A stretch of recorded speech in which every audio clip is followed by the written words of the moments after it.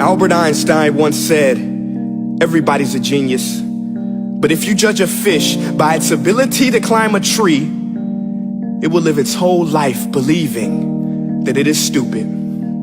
Ladies and gentlemen of the jury, today on trial we have modern day schooling. Glad you could come. Not only does he make fish climb trees, but also makes them climb down and do a 10-mile run. Tell me, school, are you proud of the things you've done? Turning millions of people into robots, do you find that fun? Do you realize how many kids relate to that fish swimming upstream in class, never finding their gifts, thinking they are stupid, believing they are useless? Well, the time has come, no more excuses. I call school to the stand and accuse him of killing creativity, individuality, and being intellectually abusive. He's an ancient institution that has outlived his usage. So, Your Honor, this concludes my opening statement, and if I may present the evidence of my case, I will prove it. Proceed. Exhibit A. Here's a modern day phone. Recognize it? Here's a phone from 150 years ago. Big difference, right? Stay with me. Here's a car from today, and here's a car from 150 years ago. Big difference, right? Well, get this. Here's a classroom of today, and here's a class we used 150 years ago. Now ain't that a shame? In literally more than a century, nothing has changed. Yet you claim to prepare students for the future? But with evidence like that, I must ask, do you prepare students for the future or the past? I did a background check on you and let the record show that you were made to train people to work in factories, which explains why you put students in straight rows, nice and neat, tell them sit still, raise your hand if you want to speak, give them a short break to eat, and for 8 hours a day tell them what to think.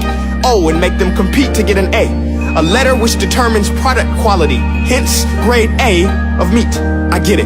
Back then, times were different. We all have a past. I myself am no Gandhi. But today, we don't need to make robot zombies. The world has progressed. And now we need people who think creatively, innovatively, critically, independently, with the ability to connect. See, every scientist will tell you that no two brains are the same. And every parent with 2 or more children will confirm that claim.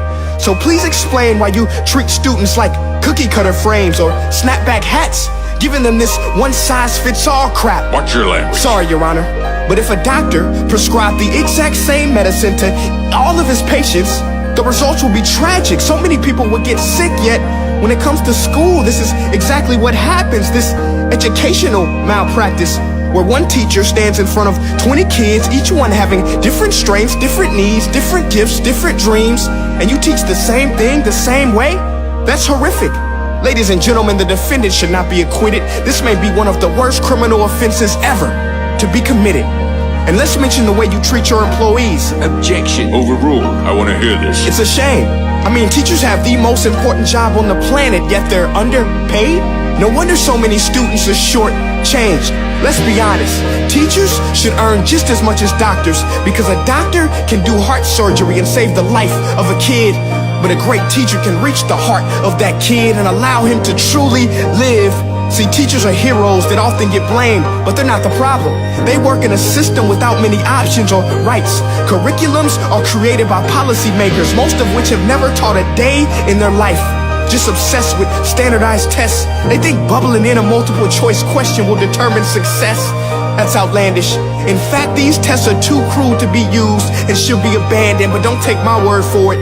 Take Frederick J. Kelly, the man who invented standardized testing, who said, and I quote, "These tests are too cruel to be used and should be abandoned." Ladies and gentlemen of the jury, if we continue down this road, the results will be lethal. I don't have much faith in school, but I do have faith in people. And if we can customize healthcare, cars, and Facebook pages, then it is our duty to do the same for education, to upgrade it, change it, do away with school spirit, because that's useless. Unless we're working to bring the spirit out of each and every student, that should be our task. No more Common Core. Instead, let's reach the core of every heart in every class. Sure, math is important, but no more than art or dance. Let's give every gift an equal chance. I know this sounds like a dream, but countries like Finland are doing impressive things. They have shorter school days, teachers make a decent wage, homework is non-existent, and they focus on collaboration instead of competition. But here's the kicker, boys and girls. Their educational system outperforms every other country in the world. Other places like Singapore are succeeding rapidly. Schools like Montessori, programs like Khan Academy. There is no single solution, but let's get moving. Because while students may be 20% of our population, they are 100% of our future. So let's attend to their dreams, and there's no telling what we can achieve. This is a world in which I believe, a world where fish are no longer forced to climb trees. I rest my case.